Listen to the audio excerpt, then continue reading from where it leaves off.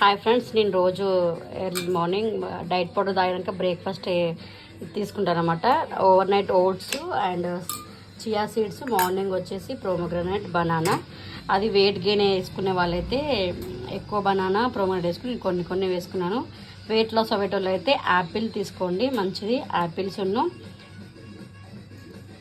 Pumpkin seeds ఉంటాయి కదా, అవి వేసుకోవచ్చు అనమాట. వెయిట్ లాస్ అవుతారు. కొంచెం హనీ వేసుకొని పాలు పోసుకొని మంచిగా మిక్స్ చేసుకుంటే, పాలు పోసుకున్నాక మంచిగా మిక్స్ చేసుకోవాలి.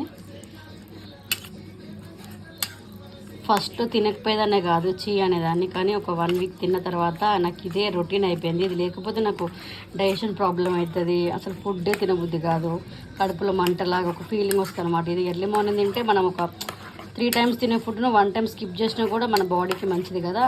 ట్రై చేయండి ఎవరన్నా, చాలా మంచిది.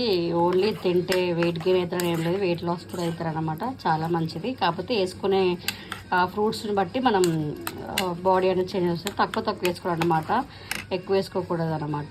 అలా మీకు ఎంత క్రీమీ కావాలంటే అన్ని పాలు పోసుకొని మంచిగా తినొచ్చు.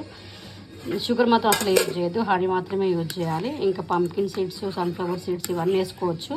అవి పైన టాపింగ్ వేసుకొని తినొచ్చు, చాలా బాగుంటుంది. అసలు ట్రై చేయండి. సరే ఫ్రెండ్స్, ఉంటున్నా, బాయ్.